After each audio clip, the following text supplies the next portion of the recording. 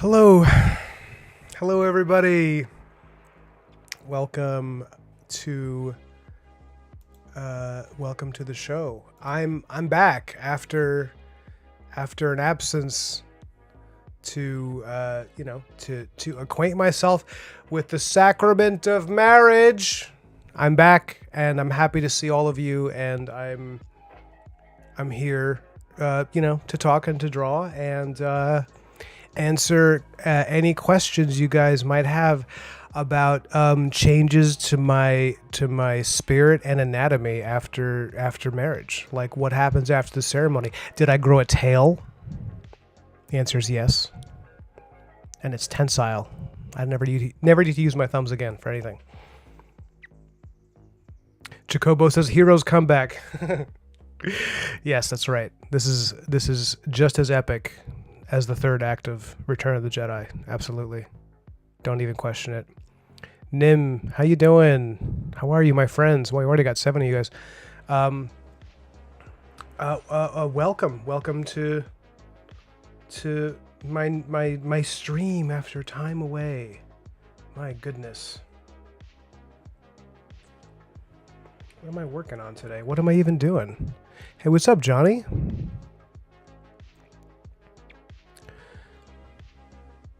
How are you guys? How is everybody? I want to see how you're doing in the chat. I want to see updates.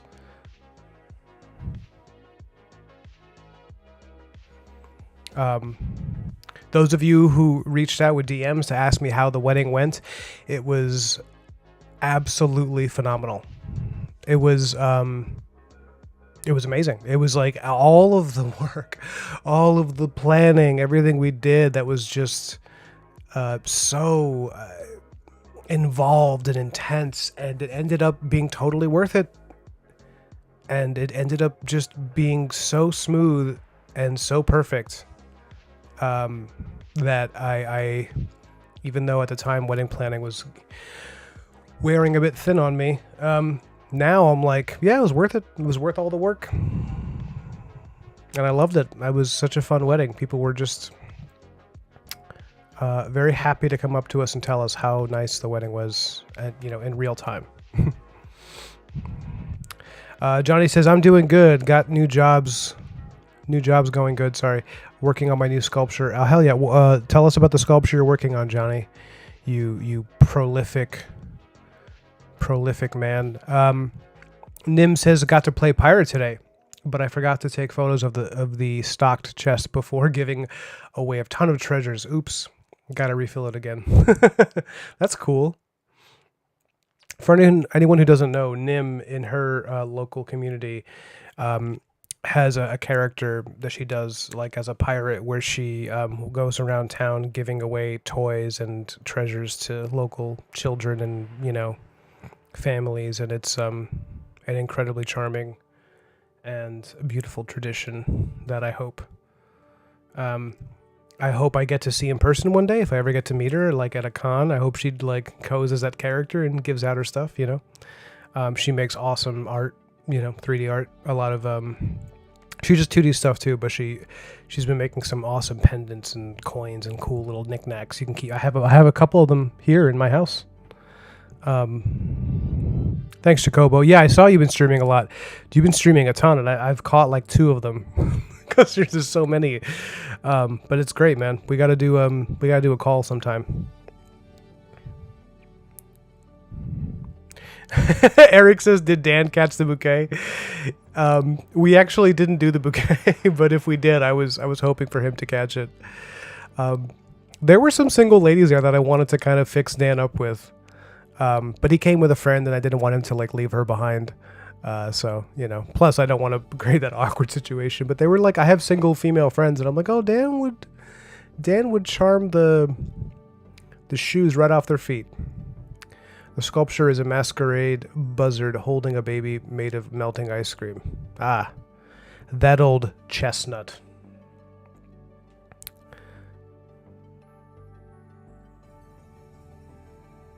Oh, awesome, Jacobo. Yeah, let's do it. I also want to do one with Guy. I want to do another one with Maya. She hasn't called in a minute.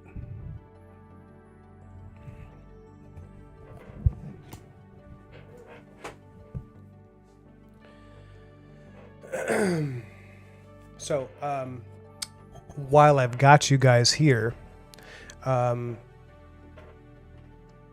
I would like to show you what I'm working on. So I've been really in like a... Johnny just turns around and throws the flowers right at Dan. Yeah, just like I chuck it right at his face so hard that you see like the little petals wilt off. So this is the new Black Marrow page I've been working on, and I finally have time to work on it. Finally. And I'm really happy that I finally have a chance to draw this, and I don't have to like panic about all the things I'm supposed to be doing. But I might change this panel. I'm not sure about it. This angle. I don't know if you can see it. But can I show you some other pages that I've recently like added to and changed? Hold on. I have to get to it, but I don't want to NDA myself. Whenever someone says the NDA yourself thing, it makes me think of Arrested Development, where he's like, I think I blew myself.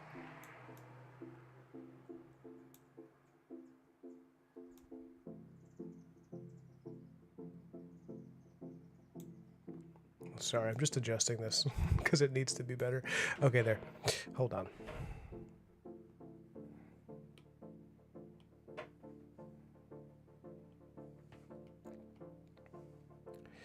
Okay, now let us... Now, this is a page that you guys saw me working on. I'm sure you've seen plenty of clips of this, of me drawing this one. I came back in over my honeymoon weekend, which was like 2 or 3 days of just chilling out, really. We went up to the country. It was very nice. Well, we're in the country, but we went further into the country because that's how we roll. And while we were staying at this beautiful little hotel by a creek or something like that, a literary themed hotel, actually. It was the Mark Twain room. I went in and I made some adjustments to this page. I painted out some of the patterns and gave it a much more detailed look, and I redrew this panel for like the 4th time, and I realized a profile shot of Black Marrow was cooler there.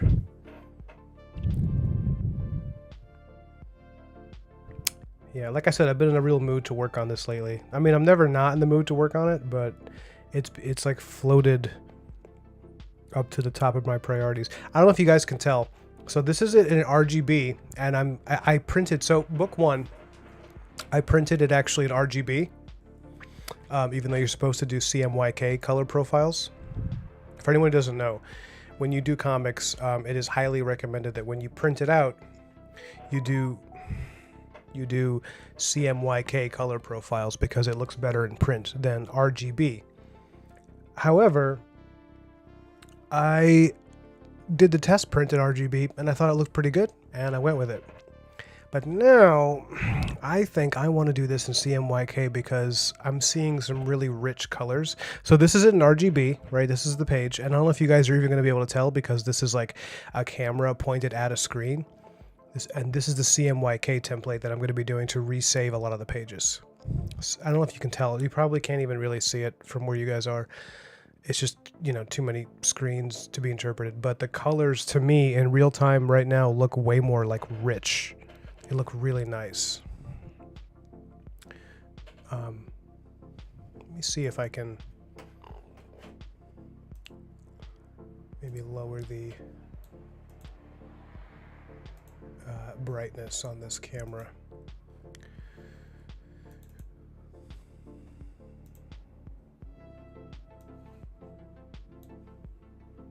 Because it's a little too much. Let me see.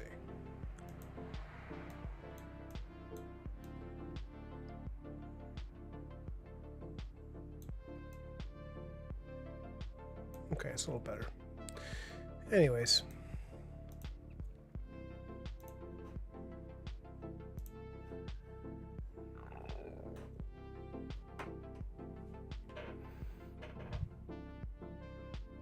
Oh, you do see the difference. Oh, that's cool. So yeah.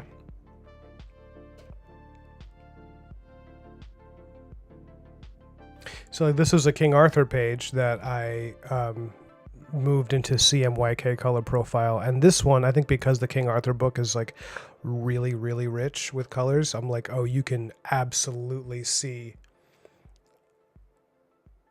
how intensely colorful it is, and like the nuance of the color, and the blues and the yellows are like really singing, you know. They're just, there's a lot happening on the page when you do CMYK.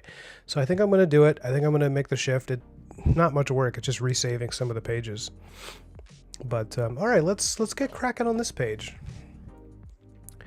Let's see if I even want to do it this way, this angle, I mean. Let's see, shall we?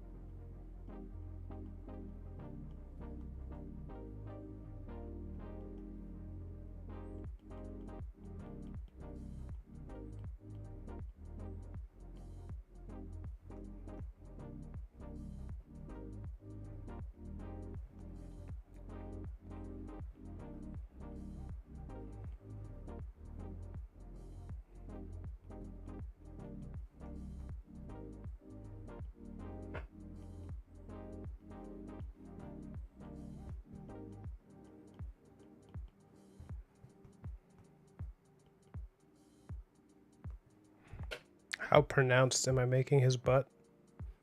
Apparently very pronounced.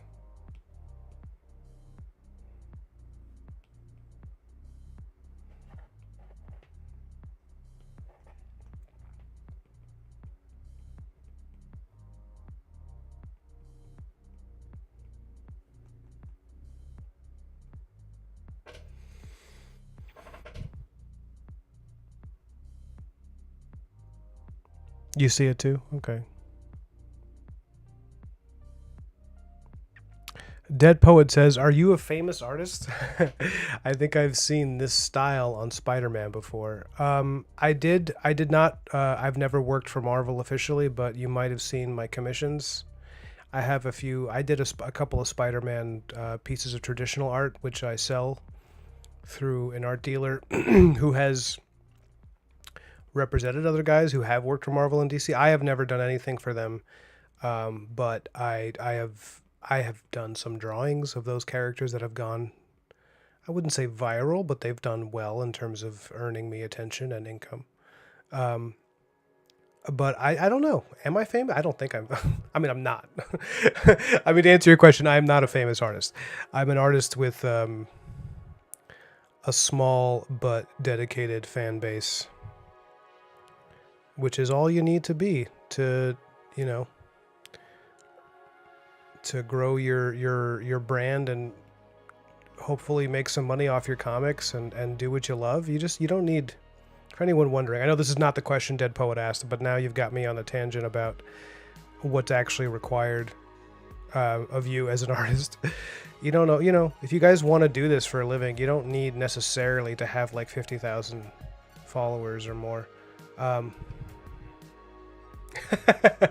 You just need like a good loyal group of people that will support your work and support you, and that's how I've been able to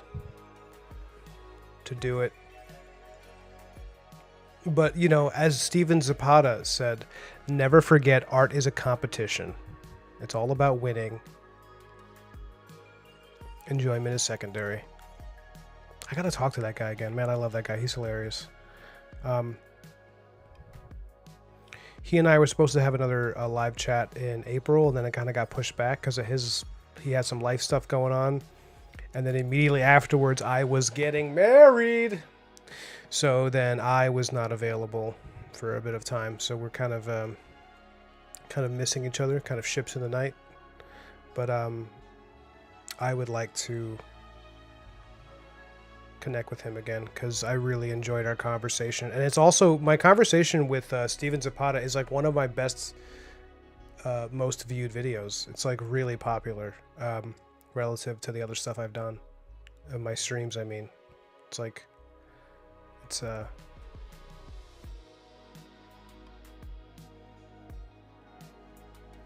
what do you guys think of this music? I think I gotta change the music. It's not bad music, but it does make me think of a really, really tender love scene.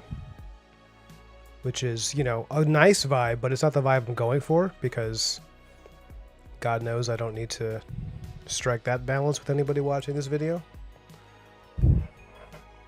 Doesn't this feel like this could be like for like some really soft core, like petting and flower petals on a bed?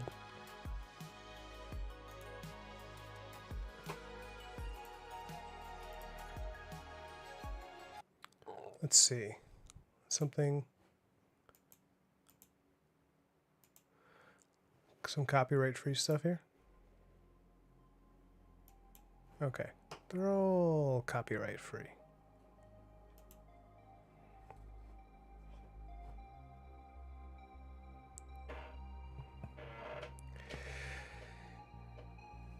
Oh, thanks, Nim. Commenting on your live chat. Married. Everybody has to do that now. You have to... Everybody has to state their relationship status. That'd be so mean. Especially on YouTube.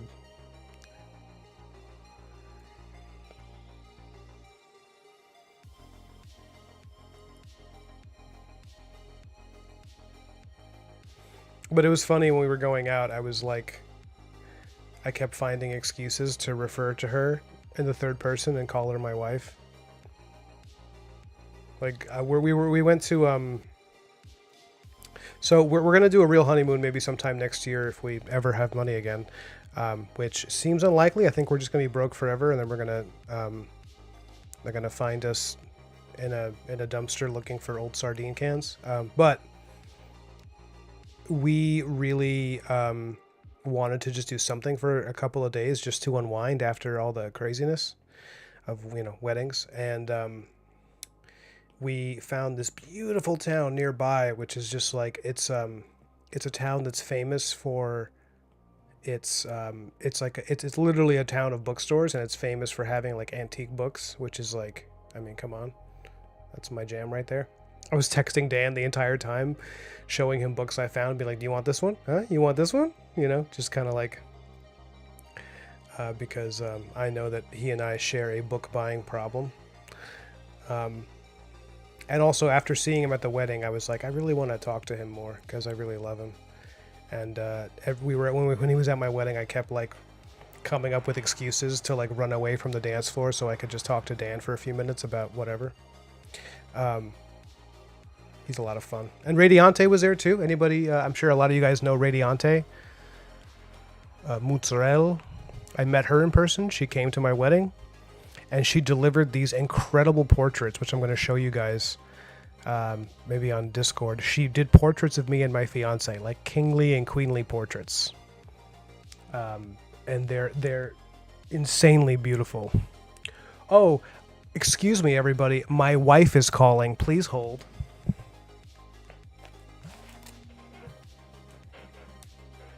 Hello, wife. I'm in the middle of a stream, wife. I did feed the cat, wife.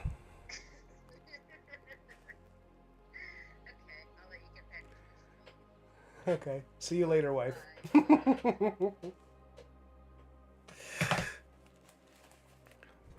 As you might have guessed, that was her calling to make sure that I fed the cat. But it was an excuse to flex my married status. Okay. Johnny Pearson says, please make that a Ryan Gutierrez trademark. Any butt is a muscular butt. A muscular mound, sorry. Yeah, that's exactly what I'm going for. Yeah, it's really cool, Nim. It's like a town. They were actually featured on Sunday Morning, which is a show that I used to watch and really love, because it's all about cute things to do on Sundays. And it's a town that was really kind of suffering, apparently, a few decades ago.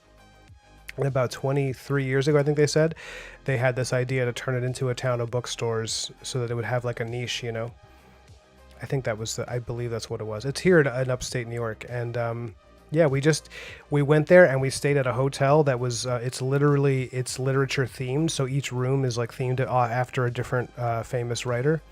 So we were in the Mark Twain room, and it's filled with Mark Twain books, and it's got beautiful old furniture and a copper bathtub.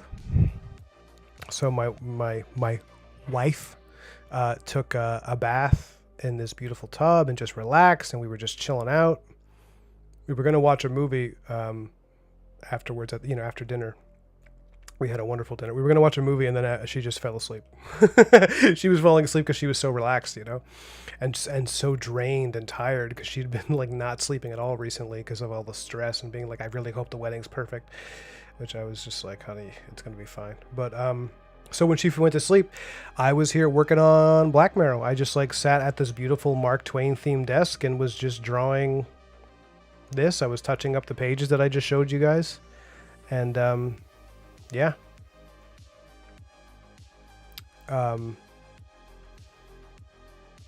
And then today we, had a nice lunch and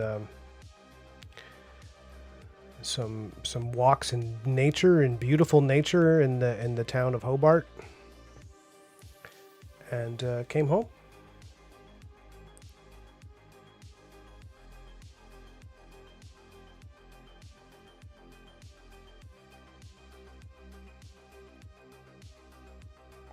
But yeah, when we were going into bookstores, I was ahead of her because I was, when Malka sees a thrift store, she gets stuck. She's like, okay, wait a minute. I see thrifty clothes.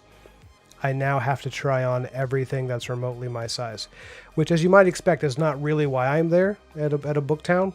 So it's this cute, really quiet little town. So I was like, I'll just walk ahead. You come find me after. I go to the bookstore and I see a section on travel books and arts and crafts books. And I'm like, oh, my wife would love this. I'm just trying it on as often as I can. I'm saying it so that I get used to it. Because I don't want to do one of those things where I call her my fiance even though she's my wife, because frankly, what a waste. Why get married if you can't flex that word around all the time, ad nauseum, until your friends don't want to call you anymore?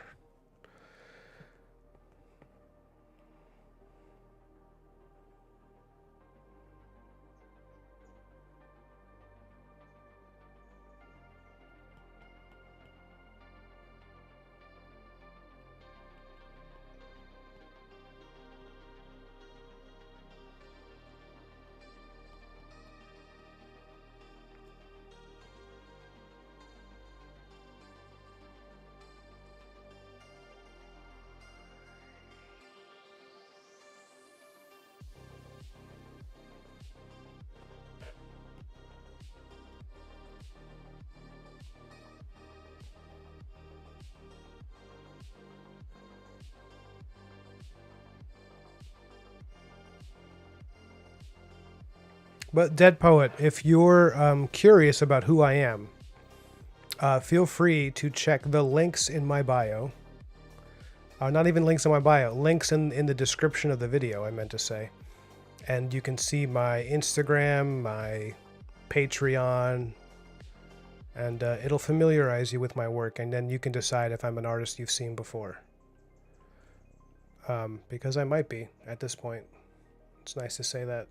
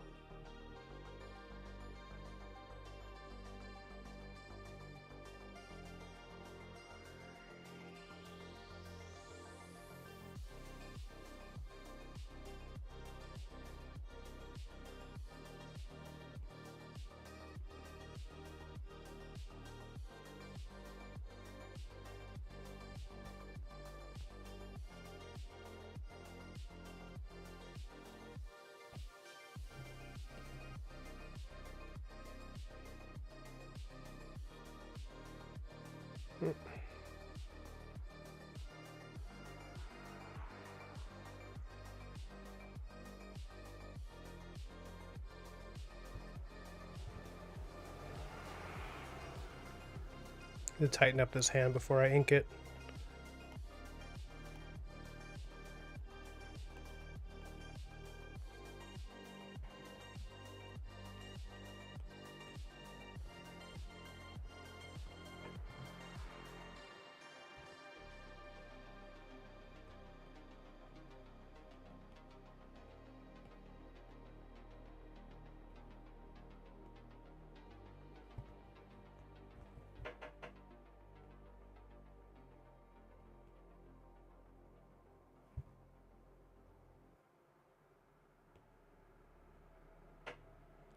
Maybe it should be a fist. What do you guys think of that?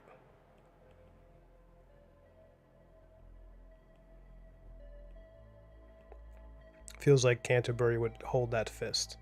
Even though the fight was over, he would hold it like as a threat in case the fight kept going. Maybe that feels, yeah, that feels right for him. Like he was about to hit him anyway. Oh, that's so much better. God, I love when things just jump out at you like that.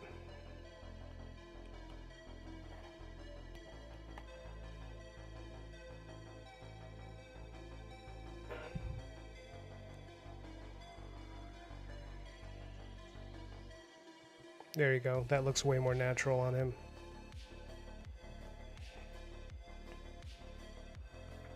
He's like, yeah, I could still hit you though. If you mouth off, I might do it again.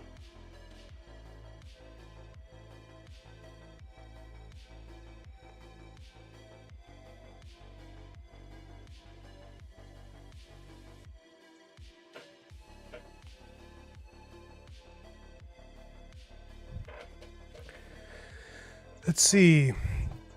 Oh, Broken Blade says, hey, Ryan Gutierrez, congrats on your marriage. Thank you, Broken Blade. God bless you, man. Thank you for saying that.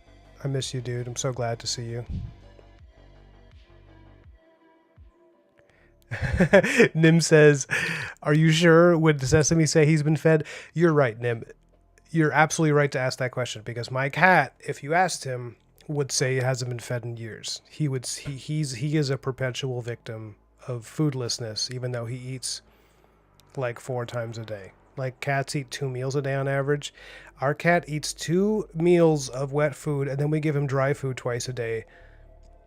Because when we found him, he was really mangy and sickly, so we just feed him a lot. And he's still like a relatively normal-sized cat. He's not getting fat or anything. He's not getting that cat look where they just turn into like little crime lords, little mafia bosses with the big old pooches.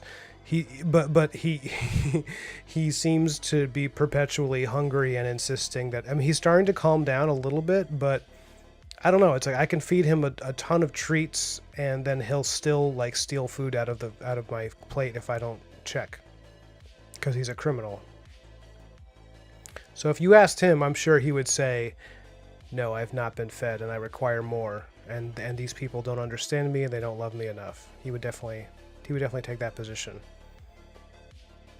He's such a little prick. But he is very cute, and my wife loves him, so I guess he's here to stay. And also, I enjoy his company sometimes. Let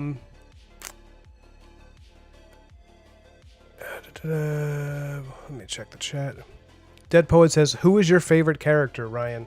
Ooh, okay, Dead Poet, you're going to have to be more specific, because I have many favorites. Favorite comic book character, favorite fictional character, favorite character in my own stuff, because I doubt, if you don't know who I am, it's unlikely you're asking that question, because you probably haven't read my comics. But, yeah, let me know. If you're saying comic book characters, like favorite comic book character, it really vacillates. Many days I would say Superman. I just love that character. I think Superman is probably the most important fictional character that's ever been created, because every other idea of a hero that we've had in American fiction is in some way reacting to Superman, either by subverting him or by emulating him. I really love the DC characters. I love Batman. I also really, God, I do love Marvel. I love the X-Men, and Spider-Man has recently climbed up the ladder for me. Um, yeah, I love Rogue from the X-Men. I think she's cool as hell.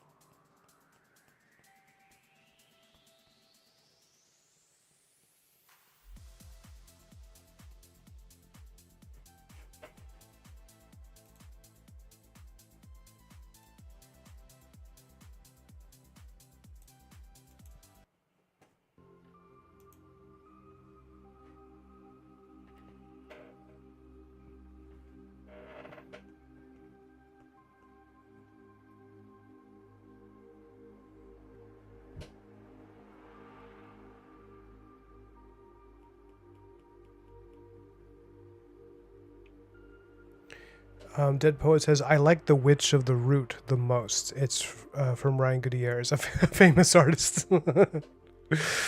Yes. Is it hard to stand in my presence? Is it difficult?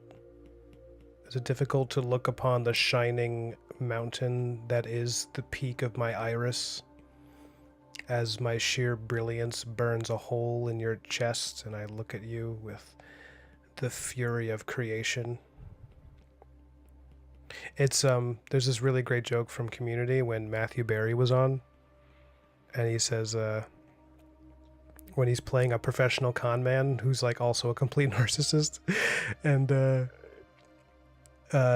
one of the other characters who's like kind of an amateur con man is comparing himself to Matthew Barry's character, and Matthew Barry says, "No, you're a common thief, and I'm God's paintbrush." He says, "No, you know what? I'm not God's paintbrush. I am God, which pretty much makes me better than you." And I always thought that line was just, I mean, it's Matthew Barry delivering it, so it's like he's one of those guys who could read the phone book and make you like laugh hysterically. He's just brilliant. He's just such a funny dude.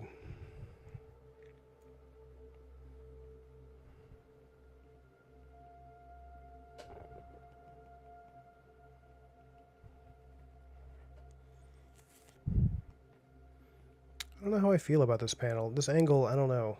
I don't know if this works to my strengths.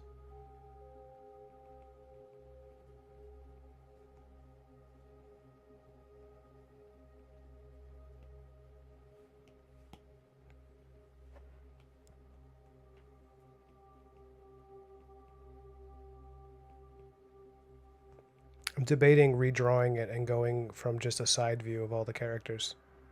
Yeah, let me try that out, guys. Sorry, hold on. Everybody hold on. Don't hate me for this, but this is what it's like when you're just drawing at the seat of, at the seat of your pants, just going for it. You just try random stuff, and sometimes it doesn't work, and sometimes I'll do something like this where I'll change it, and then I'll go back to it and realize this was the right idea all along. That the real panel were the friends I made along the way.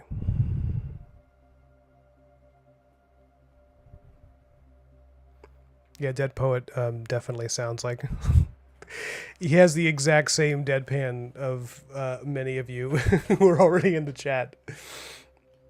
I've been pretty shocked at how funny people are. It's like pretty amazing, actually. I'm starting to think already that I made the right decision by changing this up. I think maybe see what I'm thinking, and I was thinking this on the drive home, because this is what happens when you do this for a living. You just think about, like, I'm like driving home through a beautiful countryside and being like, do I need to change this bottom panel in Black Marrow? Because I feel like maybe it's better if I go for a fully balanced, instead of overhead, you just do like a flat forward look for the characters.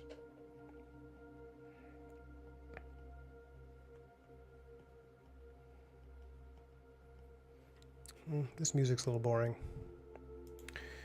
We've now entered the portion of the evening where I just change up the music a lot.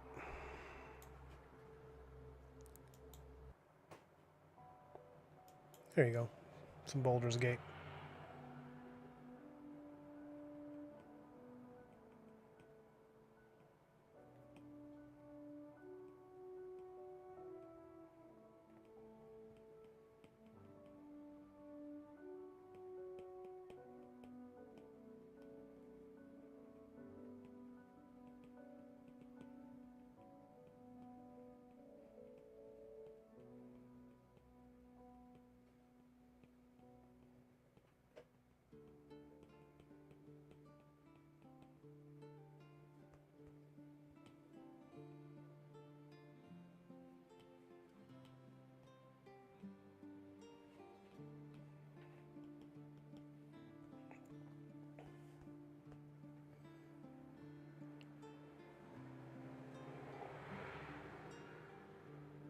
Oh, you know what? I think I'm going to like this a lot more.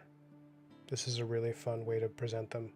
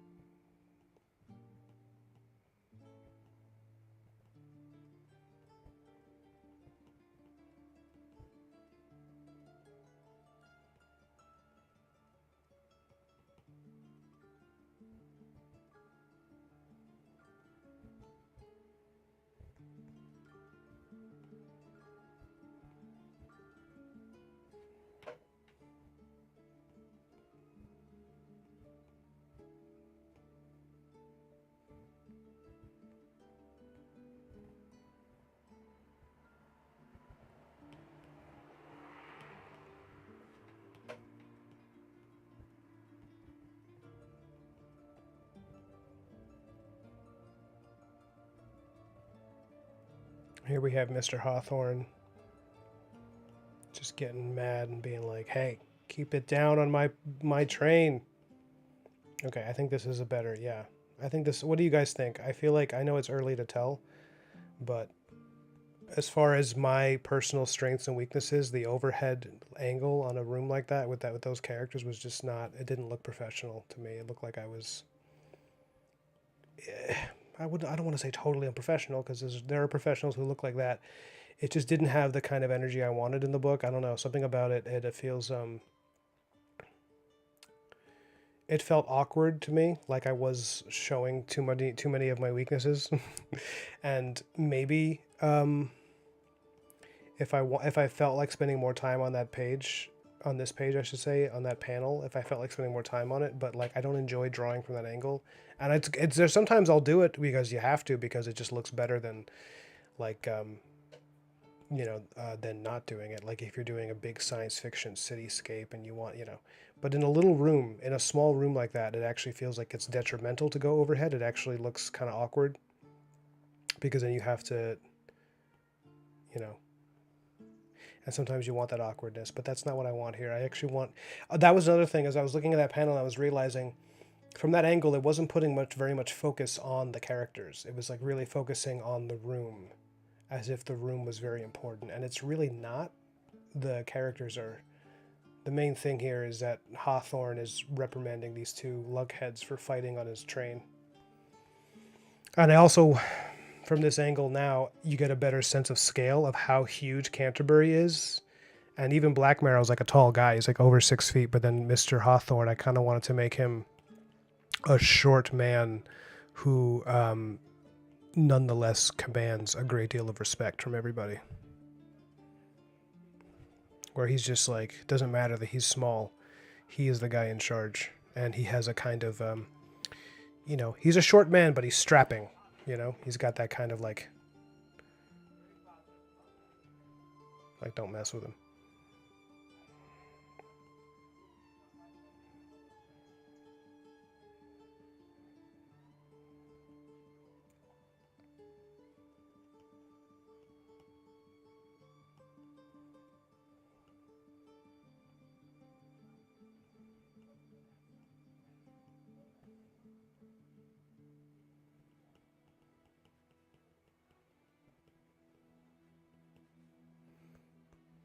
And now from this angle, we get a nice little comedy note of maybe where I'm gonna put Mrs. Fairchild.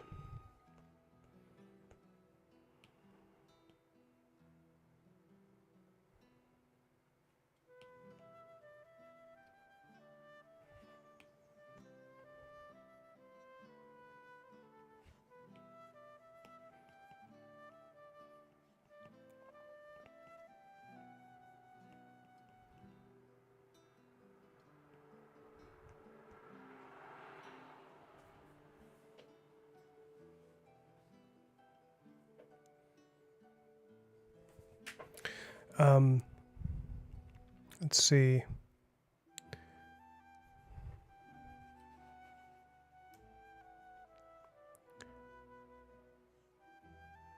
What's everyone's favorite character? Says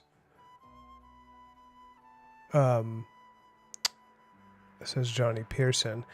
Nim says, that's a tough question. I have a bunch, both of my own characters and from other stories. That's a really good answer. Baldur's Gate is super horny for a D&D game, says Jacobo.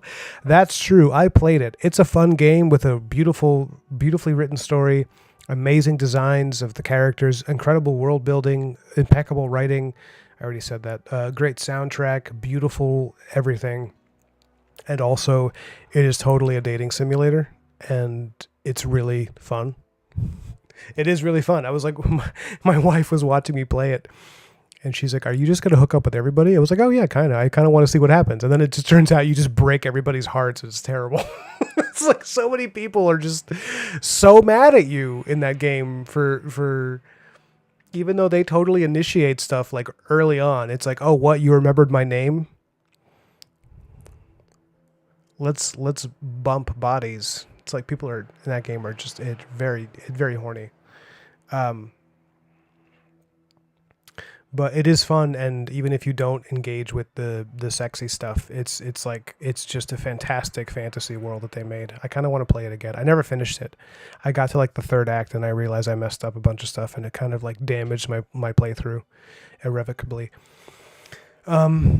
Johnny says, mine is somewhere around Alice from Alice in Wonderland, even though she's boring, or Cthulhu. Wow, those are two very different characters. Dead Poet says, I like the last Airbender series a lot, so I'll go with that universe, and favorite character, probably Deadpool or Deadpool over Peter Parker. Yeah, Peter Parker's the best. He's great. I do like Deadpool too. Nim says, nah, seems like most D&D games, yeah, I would imagine they're all fairly horny. Nicholas DeLuca says, hey, what's up, Nick? How you doing, Mr. DeLuca? Edgar says, it is I, Edgar, divorced. That's impossible. Edgar's 13. Legally, he cannot be divorced.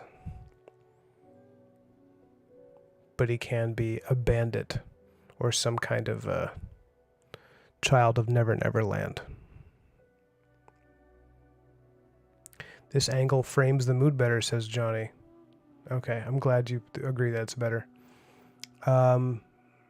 Oh, interesting answers from Broken Blade. Gotta say, Alfred Pennyworth. It's interesting you find him more interesting than Batman. I'm curious about that. Or Revolver Ocelot.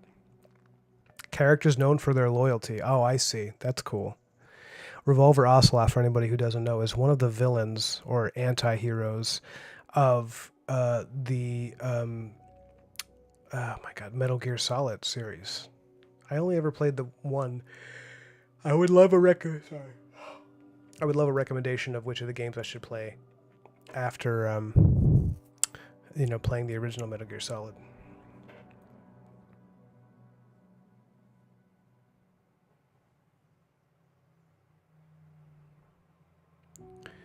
Okay. All right, everybody agrees this is a better angle. Great. The people have spoken. All right, guys. Thank you. Oh, man. Guys, I can't tell you how happy I am that I don't have to do any... I was joking with Malka that, like, you know how you sometimes have those dreams where you're, like, still in school? And you're like, oh God, I'm late for class, and then you remember, like, oh wait, I'm an adult and I don't have to answer to a teacher anymore, and my life is way better because I'm an adult. That's how I think I'm going to start having those nightmares about wedding planning, where I'm going to be like, oh, we forgot to do the flower arrangements, oh no, and then I'm going to wake up and be like, oh, that's done, I'm married, and I don't have to worry about the wedding anymore because that's done. I think that's what's going to happen to me. I think I'm looking down the barrel at what's going to be like the next 8 years of dreams for me.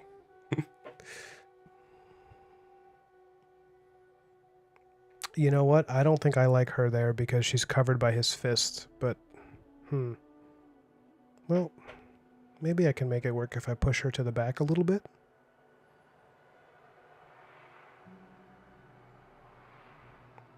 I mean, there's something kind of comedic about his giant fist like half covering her, but it just seems awkward from an...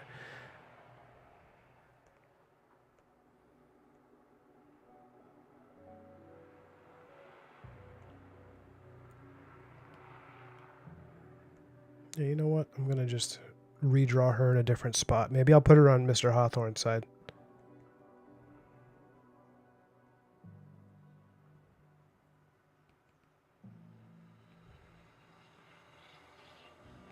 And it's very important that she is in this panel because she has a very important line of dialogue. So, unless, oh, you know, let me try this. If I put her in the foreground and make her like a bit of a shadow, and we do lose the image of Canterbury's other hand, but maybe that's worth it. So that our leading lady can be in the shot.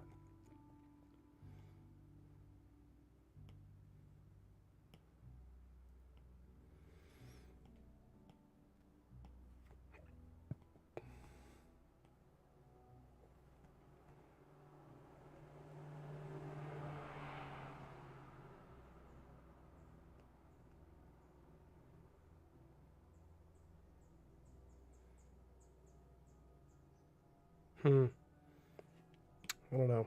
I don't know if that's adequate for her, the line she has to speak. Oh. If I move these two closer to him and I put her behind them, that could work too. Yeah, maybe. She's still a little crammed, but...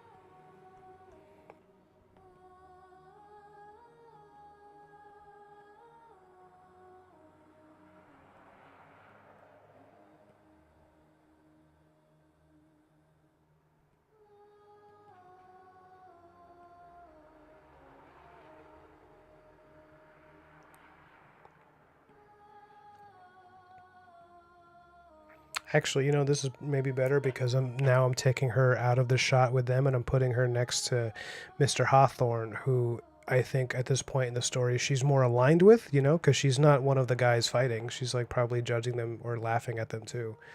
So...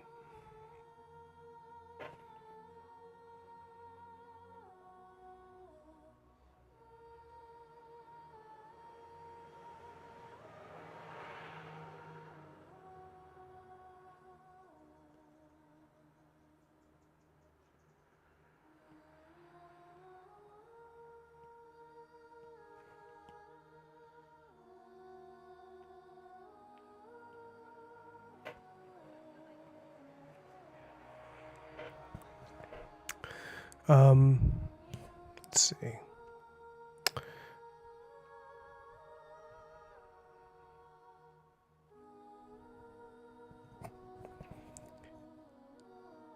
Metal Gear Solid 3 is your all-time favorite. Is it okay? What's the playing order you recommend?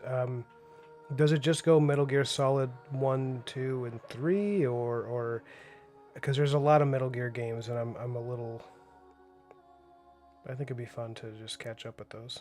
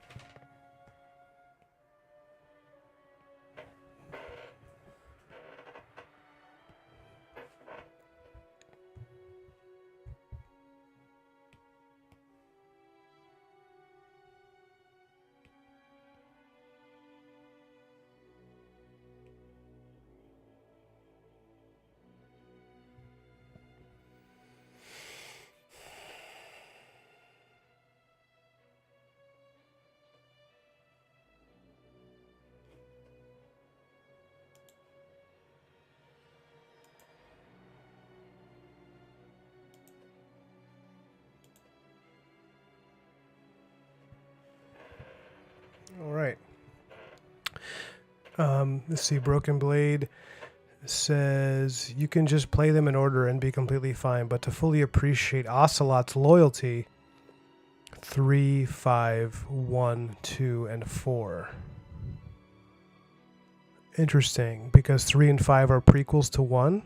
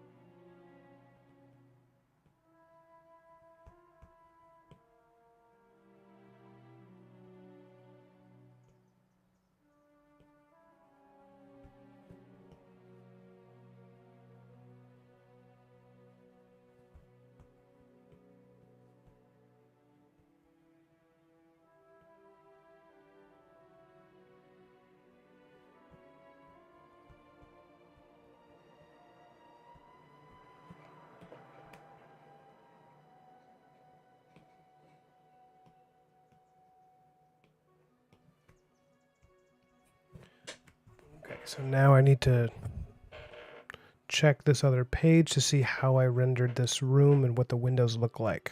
Okay. Yeah. You're right. So they're not so horizontal. They're more vertical, which is more in keeping with the design on the outside. Okay.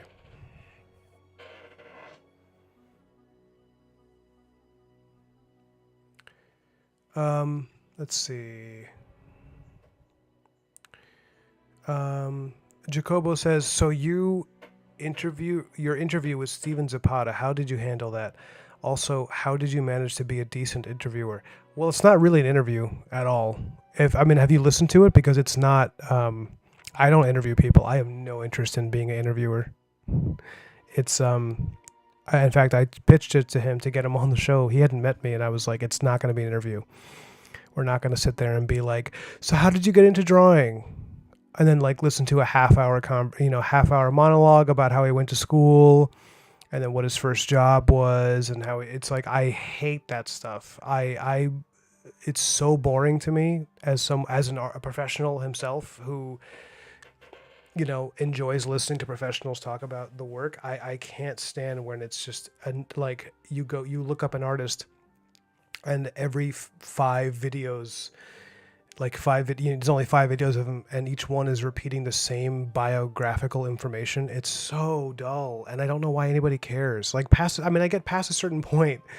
I get why you want to know about the life of the person, but it's like I would so much rather just get them in a random conversation about something they like and just listen to them talk about something that they find interesting. That's so much more telling and informative about a person and frankly about an artist than the same repetitive what do you recommend to young artists looking to break in? What do you blah, blah, it's just like I don't think anybody who watches my stuff cares about that, and I don't think or maybe they do, but I don't think that's why they come here for sure.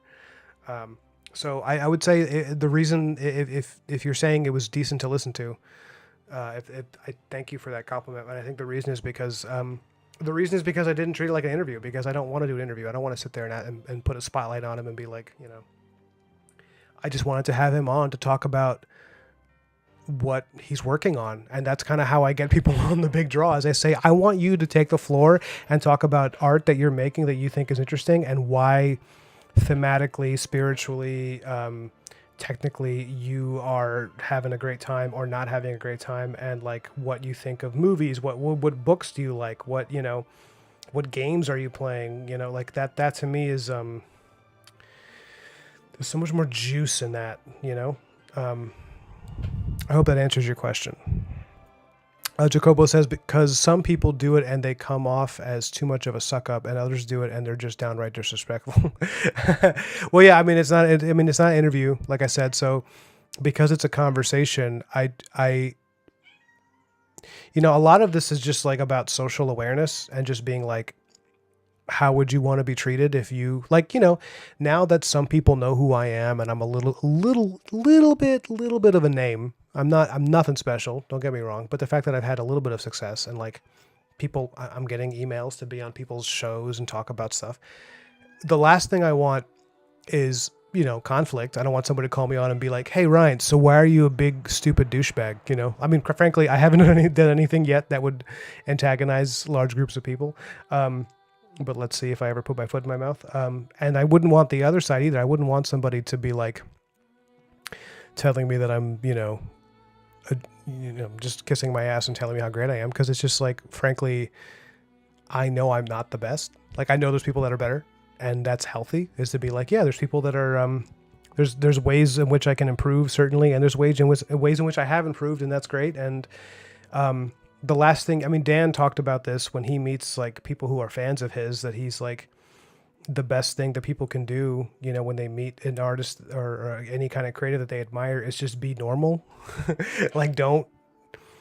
Don't get too weird. I know it's easier said than done, but it's just, because then they feel uncomfortable because they can't relax around you, or they're afraid they're going to hurt you, your feelings or something if they, and so the thing that I do is I immediately take a tone. I kind of talk to people Everybody I meet, I talk to them like we're already like friendly. Not like we're already close friends, because that's when people get weird. Is if you act like you already are friends. But if you act like you're already friendly, like as if you're acquaintances who know the same people and you can chill out and you can trust each other. I take that approach with everyone I meet, and it's been fairly good for me. So with Steve, even though he's really successful and he's incredibly talented, and if you've ever listened to Steven talk, he is a deeply intelligent person, and that can be intimidating to a lot of people. But then I'm just like, I'm not gonna roll in there and apologize for my existence, just because he's like someone who's career-wise up here and I'm here. Instead, I'm going to just talk to him like we're two people who are in the same profession, because we are, and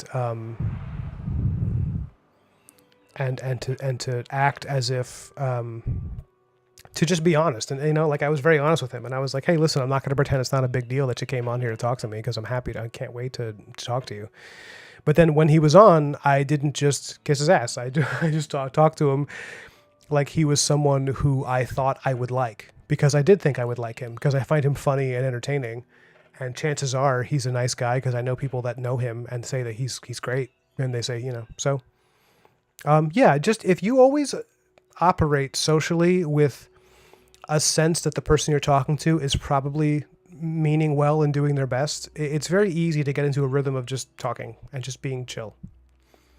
But like I said, I don't do interviews, because that's like the last thing I want to do, is become one of those YouTube channels. It's just like, this week we're having on this artist. Let's hear them talk about their childhood and how it's very similar to the other 10 people that came on and talked about it. Just like,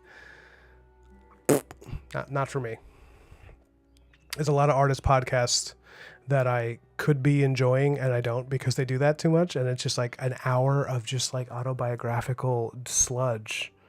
I feel bad saying that, because they're nice people and they're doing their best, and a lot of people do enjoy it, but I often skip the first hour because I want to get to their projects and I want to get to who they are now as a person. I don't need to know which school they went to, because it's the least relevant thing about an artist. And that's one of the reasons I loved Dan's. Before I met Dan, before he and I became friends, when I was, just a dreg working in the lower tier of the industry, I would listen to him and Dave Raposa talk. And one of the things I loved is that they would just talk about nonsense, just things they thought were funny while they were drawing, and it really lowered the veil, it lifted the veil, where you think, oh, well, these are like artists, these are people making money doing this, and they're known, and you can Google them, and they have art dealers, and they have agents, and they and I'm this struggling comic artist making $60 a page, and instead you're like, oh no, these are the conversations I would be having with my friends, just shooting the shit and laughing. And it really breaks the pretense of difference, And another answer to your question, Jacobo, is that I don't know if it's something that I can like convey how to do that kind of conversation where you just seem comfortable. Some of that is specific to me, because for anyone who's listened to me before knows, and here it comes. You ready for this? Before Ryan drew comics, he was a boxing coach. I only say this once every 10 minutes. But I think the fact that I had a background in that just gave me a lot of confidence, where it's like, I'm not going to be, when I would go to conventions and meet other artists and people who are representatives of Wizards of the Coast and all that stuff, it's like, I'm not going to be intimidated by, I'm not going to be like nervous about meeting these people. It's like, are you kidding me? After meeting somebody you want to take my head off, like in a boxing ring, it's like, it's fine. It's all right.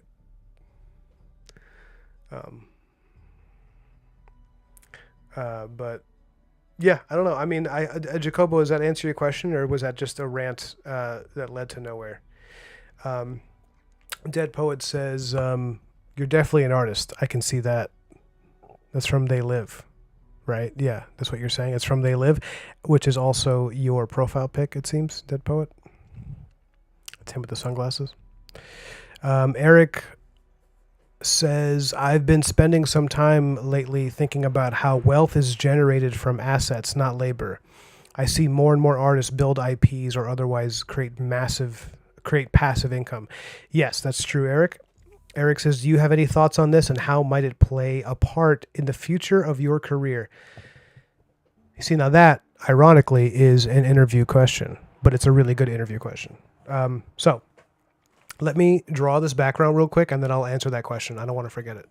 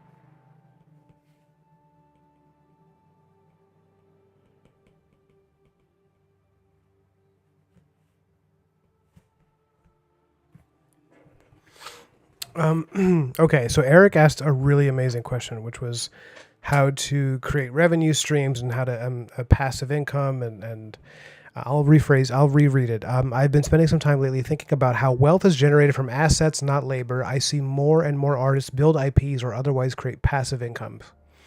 Do you have any thoughts on this and how it might play a part in the future of your career? Yeah, so that's literally what I'm doing is trying to create passive income and creating an IP because I realized that being for most of my career I was a hired gun, which is what they call it in comics when you're just someone who comes in and draws pencils and inks and makes a page rate and goes home with your diced ham for dinner. And I always had tons of ideas for things that I would write and I would draw and I wouldn't finish them, or I would self-publish and they would sell a few copies here and there and I would make a little bit of money. But generally my goal has always been to get to a place where I can draw my own comics and make a living off of that and not have to do hired work. And it's never been easier to do that because there's so many avenues for it. They say artists, I take this advice seriously. They say that it's the best thing you can do to be like a really, to have a 6-figure income as an artist, if you ever really can get that, is by creating 7 revenue streams. You want to have 7 income streams. And you want as many of them to be passive income as possible. So I have a Patreon, which earns me a little bit of money here and there. Oops, I hit my camera. I'm sorry. I have sales from Black Mirror 1. That creates a revenue stream. So now every time that book sells, which I've already completed, that's now become passive income. And when I do book two, hopefully as the popularity grows and the Kickstarter does well, that becomes a second level, a second tier on that particular revenue stream, where now people who buy book one are likely to buy book two, and people who buy book two are certainly going to want to have book one because they're not going to know who it's the book one. So every time you make a new issue, it creates a new revenue stream or a new tier on that revenue stream. The YouTube channel that you're speaking to me on right now is something I'm aiming to turn into another revenue stream. It's going to, once it's monetized, hopefully the next few months, if I can get there, earn a little bit of money here and there. I'm still figuring out the best way to appease the algorithm. I make some royalty checks off of some stuff that I worked on in concept art and storyboarding for certain production agencies that I worked for.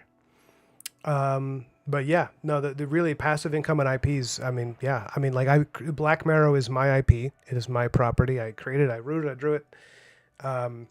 And the more popular it becomes, the more it helps me live my life and sustain me, and gets me to a place where I can work on my own comics, which is like my passion. Like, the fact that it's something that I want to make me money is not.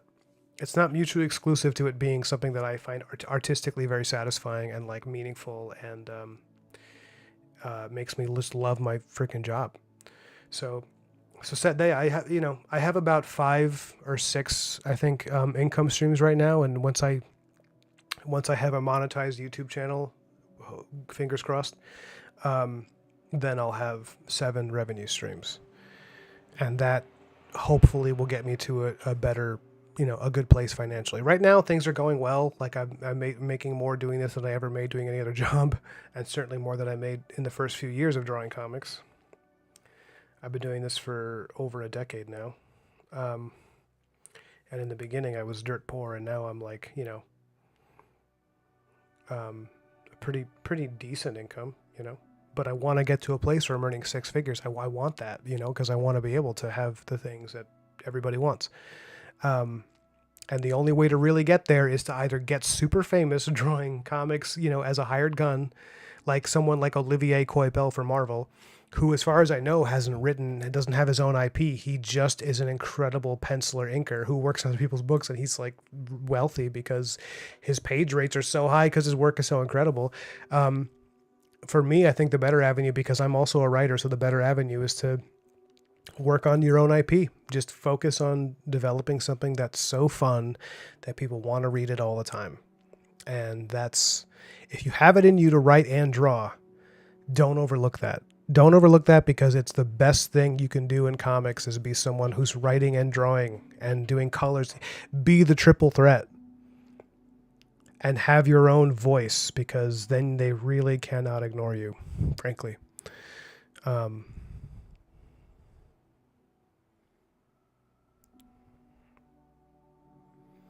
Jacobo says, for a conversation, let's say next week. I don't have a set date. Do you mind if I let you know like the day before? Is that okay with you? I don't know. You said you're not too busy next week, so maybe we can do Monday or Tuesday.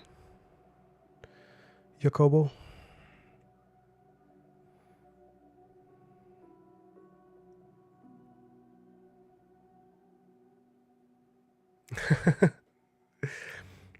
Anyone reading anything good, says Johnny Pearson? I'm reading a few things. Paris Hilton's memoir. Wow, really?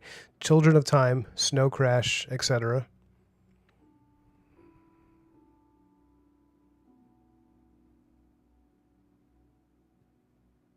The stuff you wish you learned in school, indeed, Eric, because nobody taught me this shit in school at all, and I really wish they had. Nim says, hey, wait, it took over an hour to say you were a boxing coach. That's got to be a new record. It's true. My stamina has increased. But Eric, I ask you, do you have an IP in mind? Do you have something you want to write and create?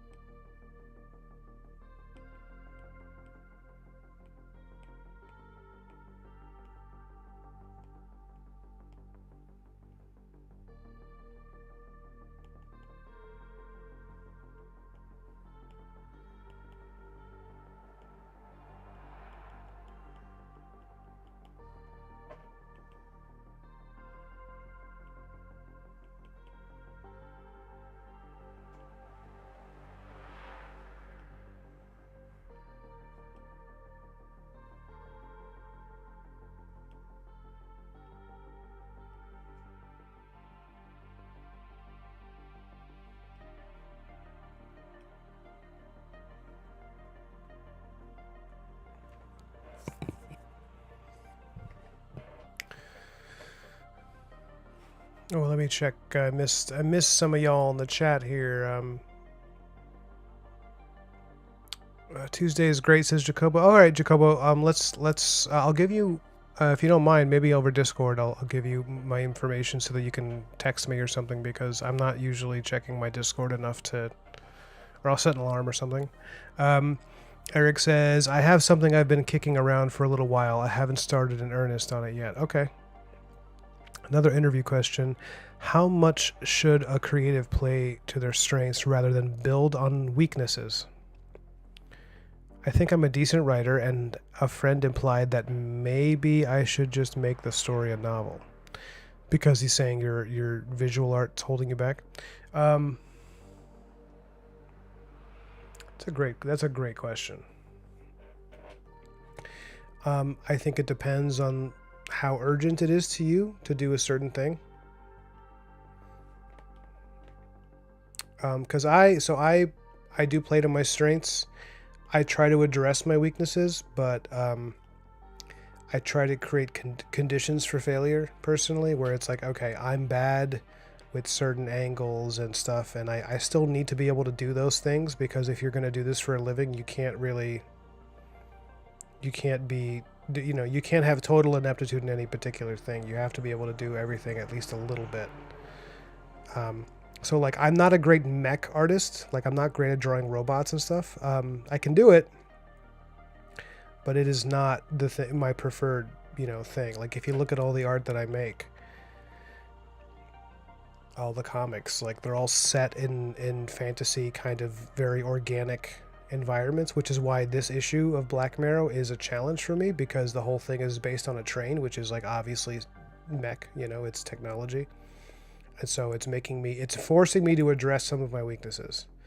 But I've added enough of things in there that are also my strengths, like monsters and characters and action and stuff. So like, and organic. So like, I'm putting those things in, well, because I like those things, but also because they're there, I can lean into them enough where even when I'm doing the difficult thing of drawing, like, a train from a particular perspective and really trying to make sure that works and obsessing over it, it's like I also have this kind of showy ability to draw stuff like this, which is like, it's like showmanship. It's like, well,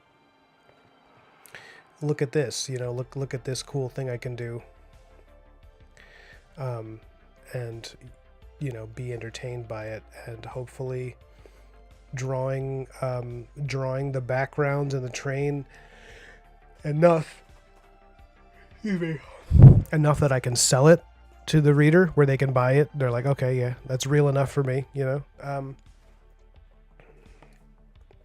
As for, how much of your weaknesses you should be addressing, I think it depends on where you are in your career, really. Like, I'm at a point now where I don't really do studies anymore. There's such a high volume of things I want to draw that me doing a study is like me drawing another page of this comic. Like, I don't know that comic artists do as many studies. I could be wrong, but I don't think they do as many studies as like illustrators. Because if you're working in comics, the content that you're drawing moment to moment is so varied. It's so crazy how many things, you're working on a comic and it's like, okay, now the character traveled to Nepal. Okay, now we're cutting to another character who's in space. Okay, now here's in another part of the world where there's somebody doing, genetic testing on dinosaurs. Okay, now this character is a witch and she has magic. It's like, that's just like, is so many things you're having to deal with that you really, it's like, what's the point of doing a study? You've got all these panels with different environments and characters, and you're already learning so much, and you're forced to do so much, such a high volume of drawing, more drawing than maybe any other medium other than animation.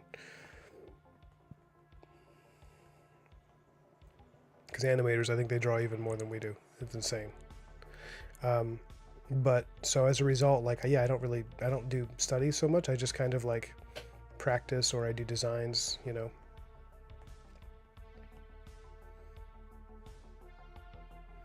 Like, for me, doing a study is like, okay, the monsters that are going to appear in this issue of Black Mirror, that's me That's like I'm gonna have a session, where I just draw them until I figure out what they look like.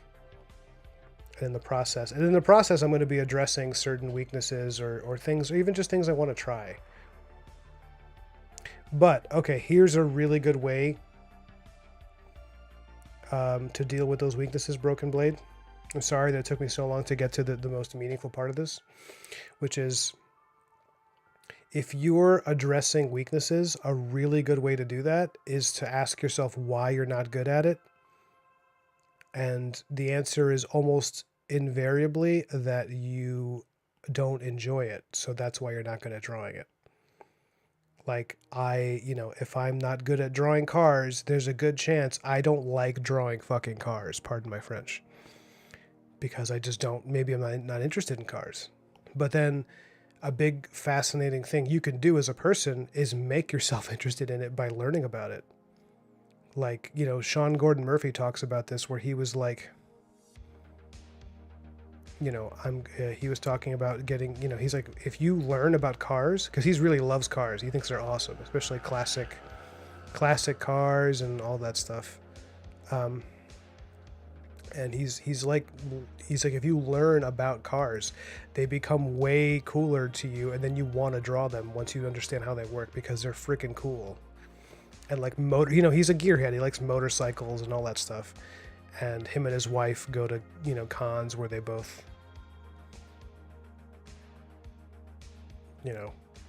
conventions of cars where they both look at that stuff and they obsess over its coolness.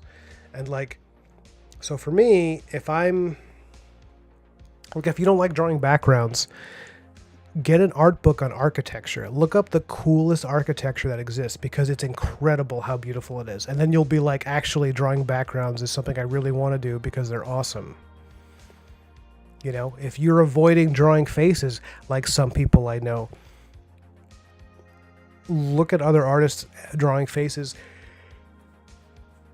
and let yourself feel that excitement about how cool a face, looks.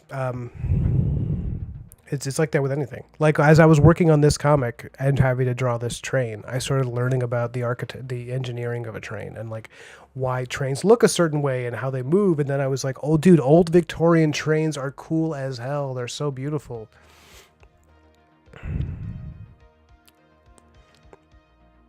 Nim says, a question for you regarding that friend. Is your art their taste, or is it more suited to the story and another audience? That's a good question. Broken Blade says, I don't think it's an issue of taste, but solely the quickest, most effective means of getting the story out.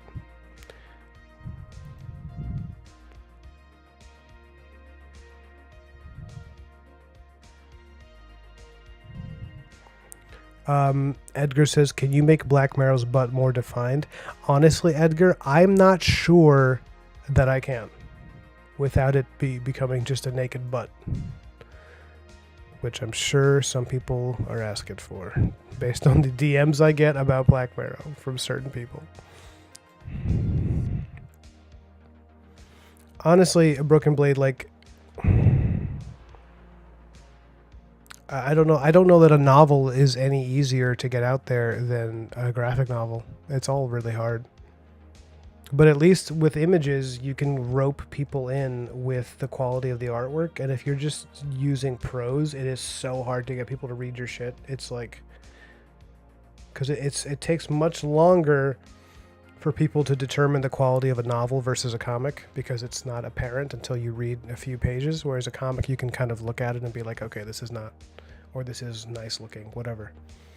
So I find comics for me to be an easier avenue for fiction, because you can pull people in with like a cool image, good graphic quality.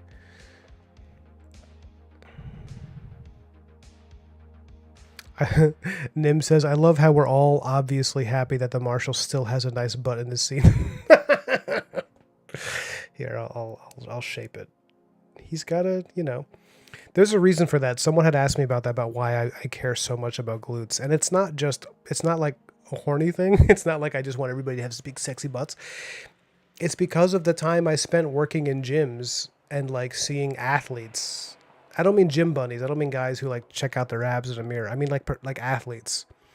and how many really powerful weightlifters and boxers and everything, one of the key things you can tell about a person's athleticism is like seeing their butt and like seeing how strong the glutes are. Like it just, for some reason, it just never left my brain, because so many artists are so concerned with like the big chest on a big heroic muscular guy, but like, you know, a guy with strong legs is you know, just as threatening.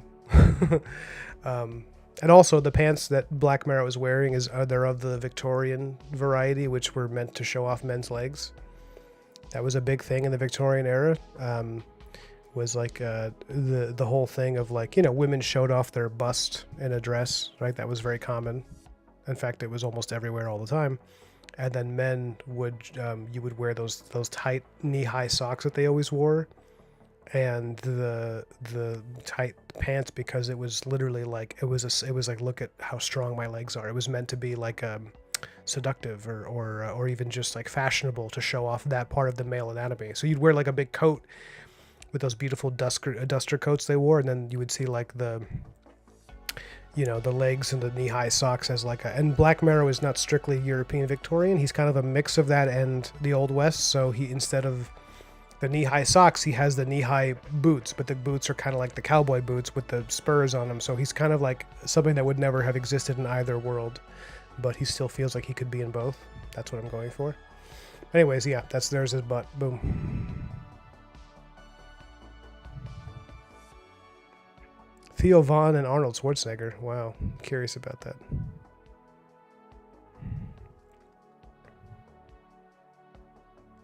Eric says, I can relate to your sentiment regarding studies. To borrow an analogy from music, while it is important to practice the scales, you can't have a career that is all scales and no music. Yeah, you got to just, it's about context and like making art in the, like, you know, that works in its context. Like, I don't think Mike Mignola is doing studies very much. I think he just draws what he likes in his comics, and, you know, look at him. Yes, you are, Edgar. You're avoiding drawing faces. Don't deny it. How dare you? Get out of my house. Broken Blade says, I don't know if it's my ADHD, but when I start to draw the page, I feel overwhelmed by the amount of detail needed to convey the story. If the layout is effective enough, etc. Do you do thumbnails, Broken Blade? I don't do thumbnails, but most people do, and I would probably recommend it because it helps with that a lot, actually.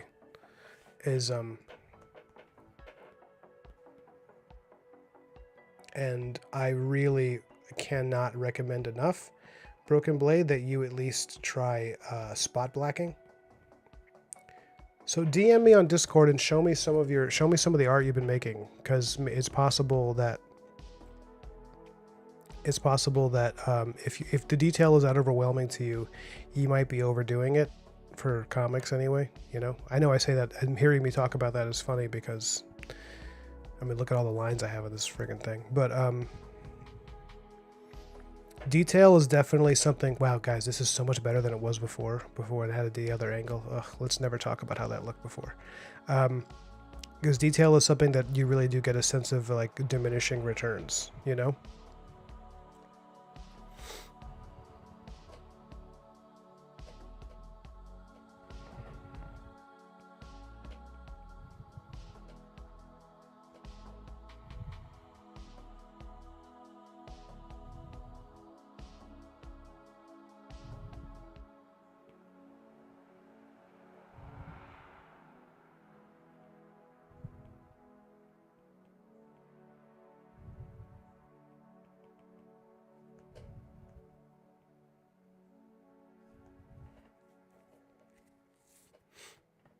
You do thumbnails ad nauseum?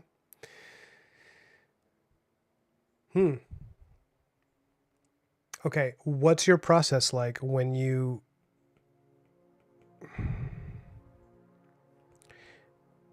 Broken Blade, do you want to call in?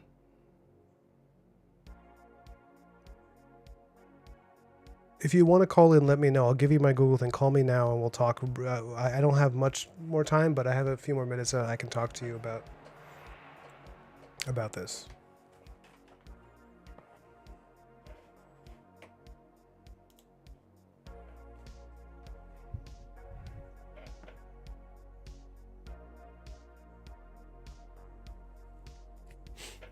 Sorry, my nose is itchy. I'm not picking boogers. I'm not picking boogers. I'm not. I'm just dealing with an itchy nostril, all right?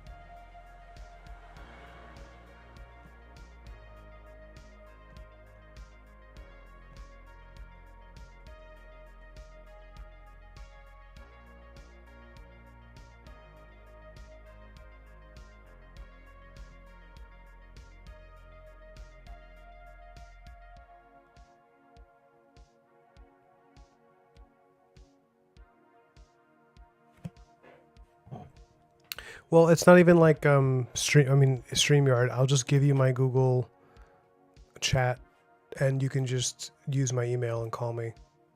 I'm going to drop it in the Discord, okay? You can see if it works.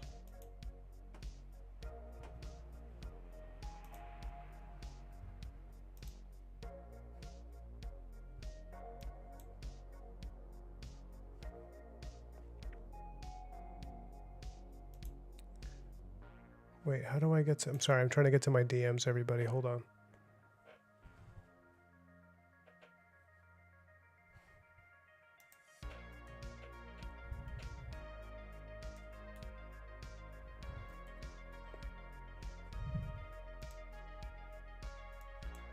Okay, I found you.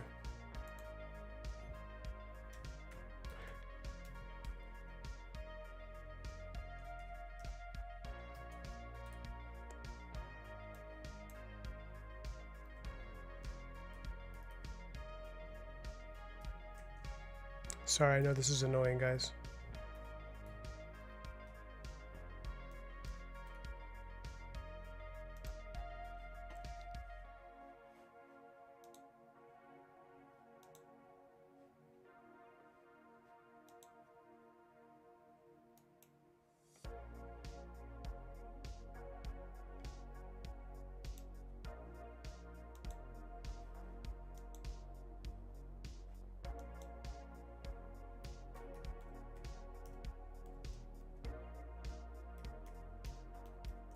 So, Broken Blade, I just sent you a DM and I added you as a friend. So then email me. Let me know when you email me that with that. Just send me any email and I will use it to call you on Google Chat, okay?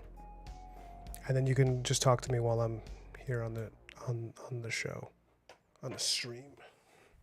Because I want to talk about what you're talking about. I want to address this.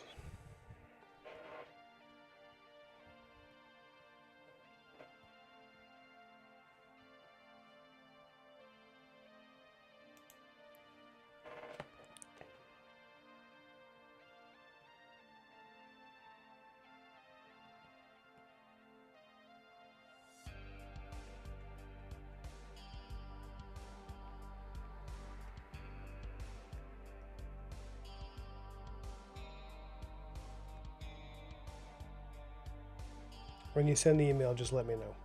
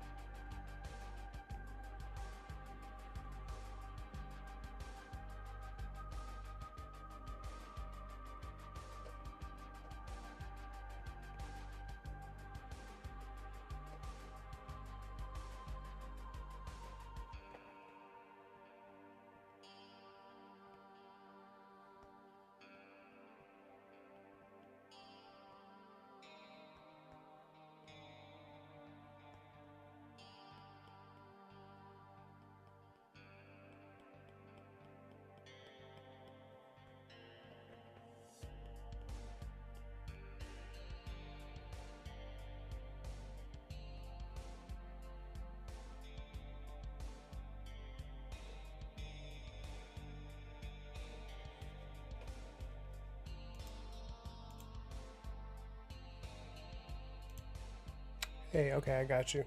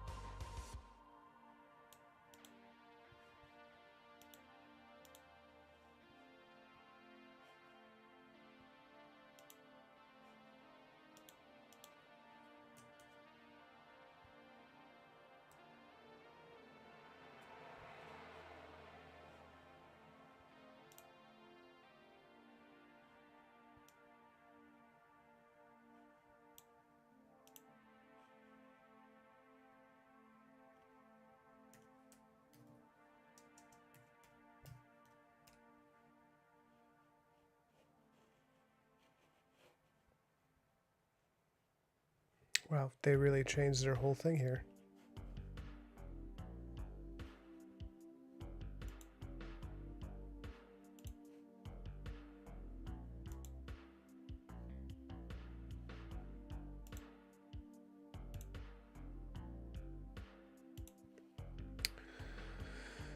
Oh man, this is annoying.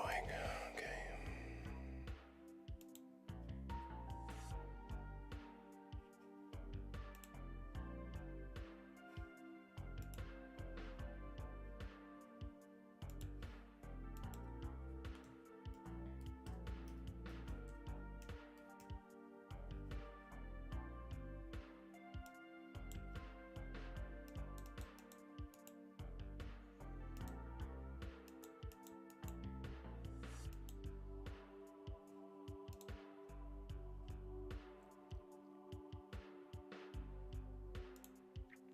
There you go. All right.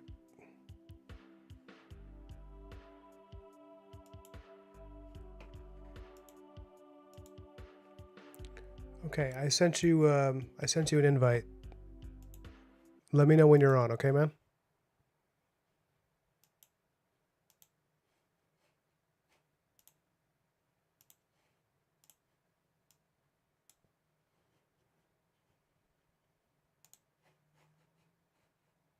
And everybody, we're just waiting for Broken Blade to join me over here.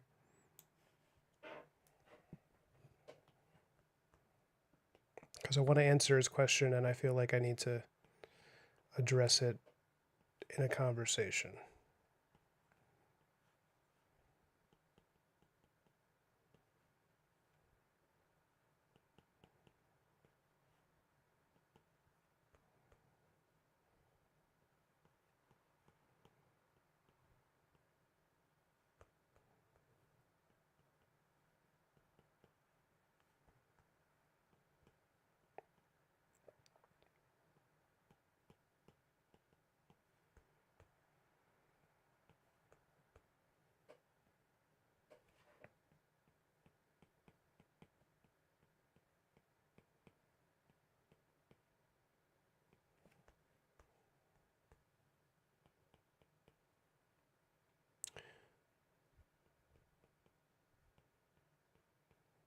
Let me know if you got the email, Broken Blade.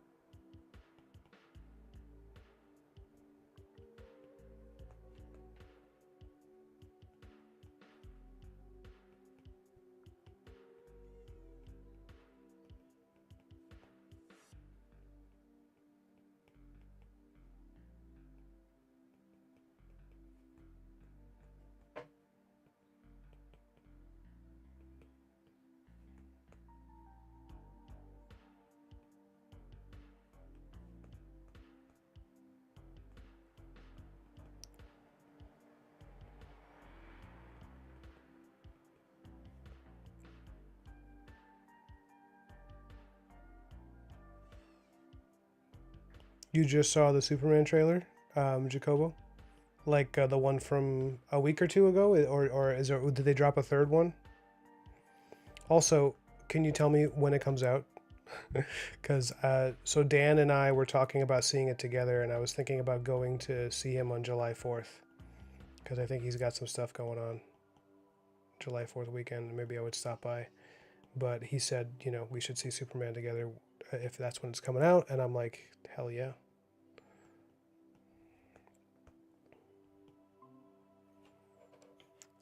Oh, let me lower the music real quick because I can hear him. Hey, Broken Blade, you there, man?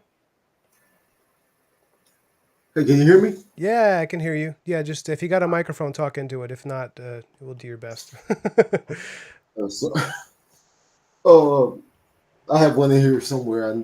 I'd have to connect it and all Okay. that. Well, I got your sound up as high as it can go on my end, so maybe that'll compensate. Because oftentimes when I listen to playback, people who are calling in are like way louder than they were in the video. So right now Gotcha. you sound a little faint in real time, but people in the chat can let me know. Um, anyways, first of all, how are you? Um, been an interesting couple weeks. I'm all right. Yeah. Okay. Um, Yeah, yeah. we can talk more about that, I guess, in private. I don't want to put you on the spot, but so just getting to the heart of your question, could you rephrase it for everybody? Because I think I have a lot of things I wanted to say about it, but it was something that, like, talking to you in chat wasn't gonna. It wasn't gonna cut it to my satisfaction as far as getting an Right. answer to your question. So could you rephrase it for us? Um. Yeah. I guess. Where's the line of how much time should an artist focus solely on their strengths when creating something, as opposed to like doubling down or tripling down on weaknesses? Oh, I thought you were talking about the thumbnail thing. I mean, so as far as Oh yeah, go ahead. that too. Yeah, But yeah. I guess in general, I don't know. I guess my other critic is just like an absolute asshole. But yeah, I'll draw out, like I'll write out like what I want to happen on the page or whatever. I'll take several attempts through like thumbnails, Mm-hmm. try to see like, okay, like what would be the most effective way to tell the story. I'll find something that it looks okay on the thumbnail. uh I try to go the full page, and like just these issues arise left and right, or Mm-hmm. like just realizing like okay, I'm gonna need to take the time to study XYZ far more than I thought I would. uh this looks wonkier than I expected, like all these little things. Mm-hmm. Yeah. And then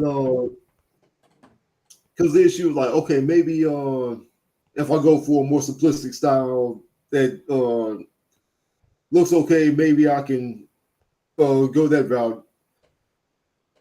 Tell the story with tell the story, tell it well, Mm-hmm. and then yeah, the other critic like, now it should be more detailed than this. So there's just this ongoing like Moebius in my head. Yeah. I mean, so I do understand what you're saying. I mean, I think something that when you do your thumbnails, what's your step after that? Are you blowing it up then and then inking directly onto that, or are you doing like layer after layer of pencils to tighten it up? Like, how's your process? Because I think knowing what your style is, like knowing what your preferred rendering style is, like how are you comfortable working, is a really good way to understand exactly how much detail you even care to put on a page. Because there's this misconception that more detail is better inherently, when in reality it's really more about like um, so okay, so this is a analogy that I created, so it's deeply flawed, but I think it can get the point across. Is so I think of detail these days as like, as far as its usefulness in a drawing, It's like imagine a bucket, right? And or like a giant glass of water, whatever, a giant glass of fluid or a bucket. But essentially, when you look at a glass of fluid, right, and you can see it kind of coming up, it's like what it's at its ideal point when it's like kind of full but not to the tippy top. Otherwise it looks awkward, right? Otherwise it's like, oh, that's going to spill over. Gotcha. And Yeah. at the same time, if there's not enough fluid in there, it actually also looks awkward. It's not pleasing to the eye. But if you have a glass that's about half full or a little more than half or a little less than half, it actually is something about it just works better where it's more comfortable. It's like you're not thinking, I should just drink the rest of the water in that glass and be done with it. And you're not thinking, well, I got to top it off. Instead, you're like, this could be the right amount. I know that's weird, but like essentially with detail, it's like it doesn't matter how you get the glass to a particular place so long as it gets there. So like for example, I do a lot of line work, but I also do a lot of color rendering. And I'm at a point where I'm realizing if I do too much of either, if I lean too hard like further in either direction as far as doing more painting color rendering or more line art, there's a good chance I'm going to spill over at the end of that glass and it's going to end up being too much detail where it's Right. just not interested where it's almost like the eye doesn't know where to go because there's too much happening. And if I and you have other artists like you've seen Gigi, right? Gross Girl, uh, Broken Yeah. Blade. Yes, I You've have. seen her Yeah. work, right?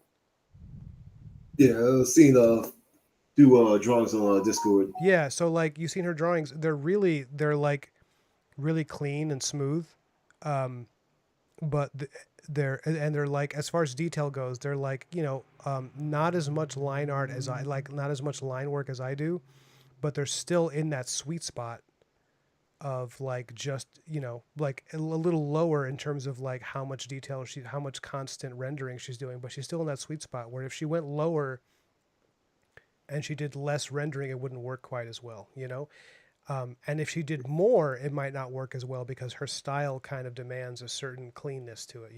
So when you're doing the thumbnails, I don't think you should be thinking of it as like, oh, I'm gonna have to render all of this garbage, I don't want to have to do.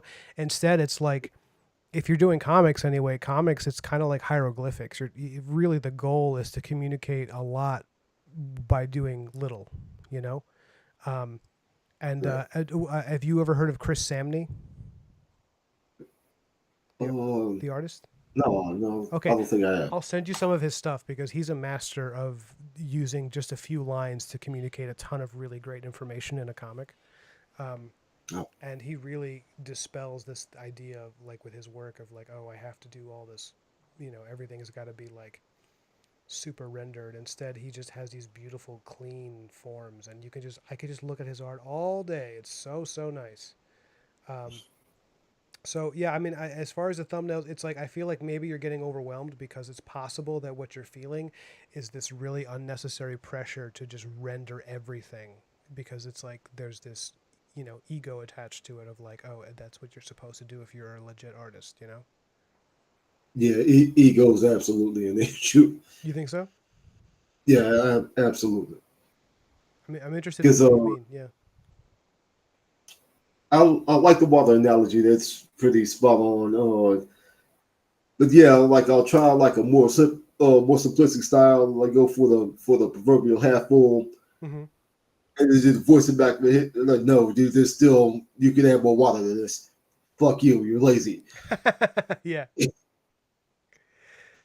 Then like add too much, like I feel overwhelmed. Like this doesn't feel quite right either.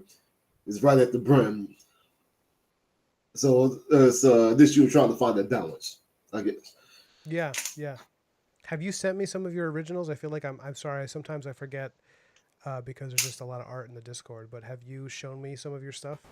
I think you have, right? Yeah, a couple weeks ago, Okay. said the Discord. So, I'm gonna take another look at it, and I'll tell you if you want my feedback. I shouldn't assume that you even want it at this point, but no, that's fine by all means. okay, yeah, because it's possible that because for me, I just had to let go of certain things. I had to just be like, okay, stop it. It doesn't matter. Like, Because I also, a big thing that I think really helps correct what you're describing, the mindset, is to finish. I mean, are we talking about comics first of all, or are we talking about something else like illustration or comics before I say anything? Uh, this specifically is comics. Yeah. Okay, yeah. So something that really helps you get over the sorry, I don't mean to yawn. It helps you get over the bullshit expectations is getting your first comic out there and seeing the reactions to it. Because what you'll find is that a lot of people, when they're enjoying art, they're not thinking about any of the crap you and I are thinking about. You know, like Gotcha. there's just it's like you and I sit there, we look at artists who are really good and we go, damn, he's got a beautiful chocolate cake and I've got this cake that doesn't even look like anything and it's blah, blah, blah. And then meanwhile, the person reading comics just going, oh, cool, it's cake. You know, they're just Right. enjoying it. And like nobody, I don't think a lot of people are looking at my stuff and being like, having super detailed like criticism, or they're just, if they like it, they like it. If they don't, they don't, because people respond to comics and movies and anything, often in a way that's very unself-conscious. They're not like, well, this is beneath my level of sophistication because the way he's rendering this is much more of this style. It's like they're just like, oh, I like the way he drew this thing. That's cool. That looks cool to me. And Gotcha. and they say make art for yourself, not for, and that's mostly true, but at the same time it can really help to think about your audience and to think about how forgiving they are if something is just really exciting and fun. So like instead of thinking like, oh, I got to render everything because that's what'll make me a great artist in the eyes of people, it's like there's artists I've seen who do a ton of rendering and their work is really awkward because they're not focusing on the forms. Like forms and spot blacking, I think, are way stronger. And by that I mean big chunks of ink, describing shadow and light. I think are actually really powerful stuff. And so you don't have to render everything. Instead, of you can focus on just creating white and black, which is why I was going to send you Chris Samney. But but yeah, I know that it's hard, especially because I am sure that you have got that inner critic inside your head that's telling you what a piece of shit you are all the time. Um, Definitely. yeah, and it's that guy sucks and he's useless, honestly. I mean, it's good to have him around sometimes to keep you honest, but generally speaking, he's a dick and he has no purpose. Unlike your actual dick, which has a lot of purpose. um, so yeah, like it's this one writer, Anne Lamott, talks about it, and she's like talking about, she was in reference to writing, but I think it's the same, she says there's a radio station of self doubt that's always playing in your head, just like an all day 24/7, like you suck, you're a joke, you're a fraud, and like it's good to let that voice have its moment sometimes because it keeps you from getting, crawling up your own ass and thinking you're amazing. But Right. when it does its job, then you can never turn it off completely, but you can turn the volume down and just and like turn up the volume on a different station in your head, you know. Um, Gotcha. but I don't know. I mean, I'm interested. What's your response to this? Because I don't want to just talk at you, And like, is this helpful to you? Because I feel like what you're describing is stuff that I've dealt with, and I feel like things I wish I'd learned years ago were the things I was just telling you about detail, for example. No, I don't think that's very helpful. I think just remembering like the people that will read the comic will most likely be more forgiving than I'm being with my own works.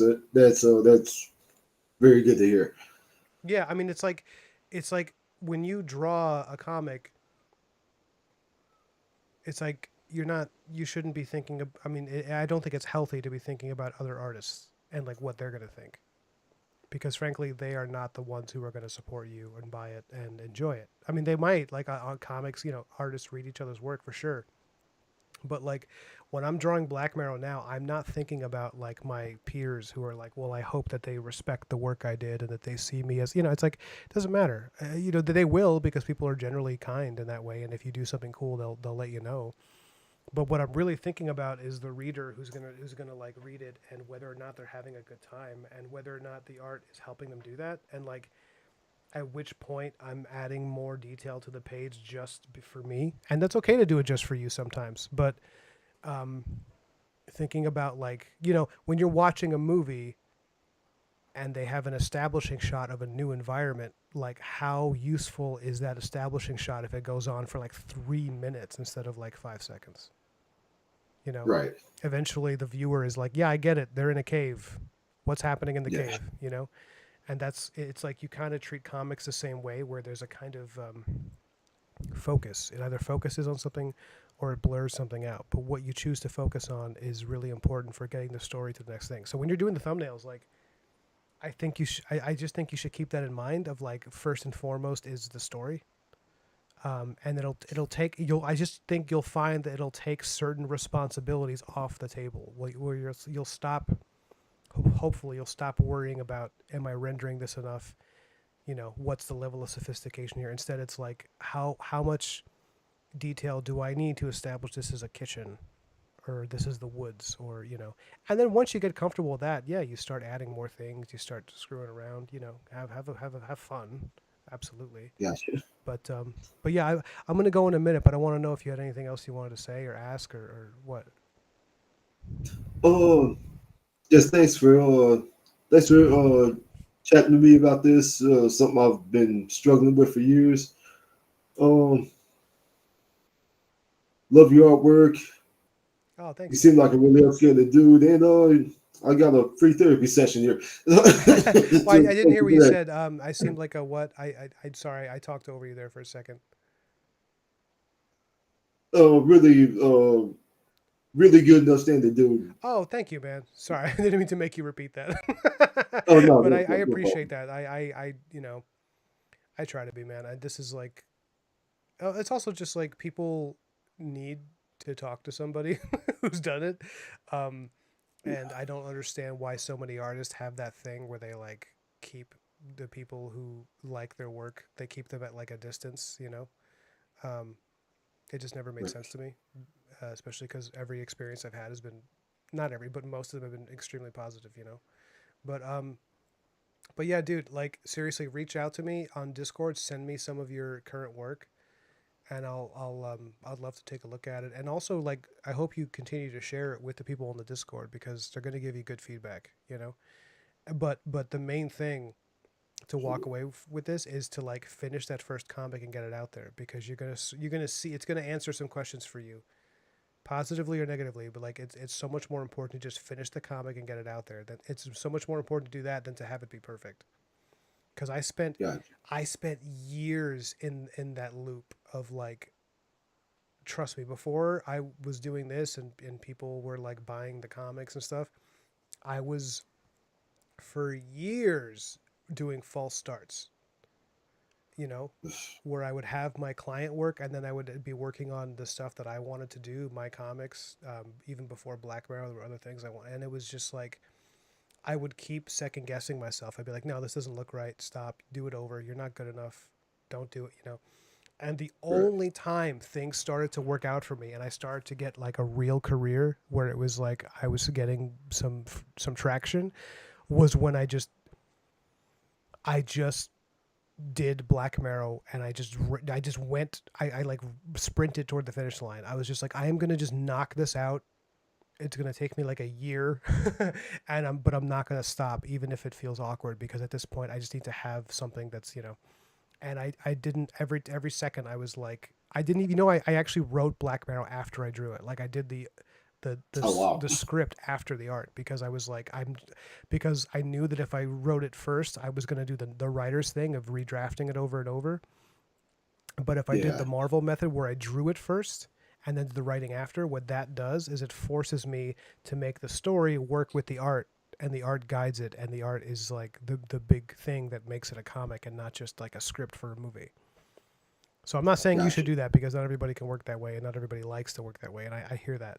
But I really, whatever you got to do to get to the end of your first comic, even if you're doing like a 10-page comic, just get it done, get to the end, get to your satisfying conclusion, and get it out there so that not just you can see other people's reaction, but also, brother, so you can get your own reaction, bro. Like, so you can like you don't know if you like a particular meal unless you eat it, you know. And it's like if you finish it and then you see the product and then you're like you can feel how you react to your own work, and then like it'll let you it'll let you know going forward, is this something I want to continue doing this way? What do I want to do differently? And like for me, you know, Right. I don't mean to talk at you and keep you on. I know you probably got things to do, but like for me, when I finished Black Mirror 1, it really informed how I wanted to do Black Mirror 2 and how I wanted to do the King Arthur book, because it was like, oh, I feel what I was doing there and where I can get better, and I feel what was, you know. But also seeing for me personally how people responded to the art was funny, because I thought, oh, this page here, this is going to be the big one people talk about. And then meanwhile, the page that people were reposting and talking about was like a small panel from one page that was drawn really simply.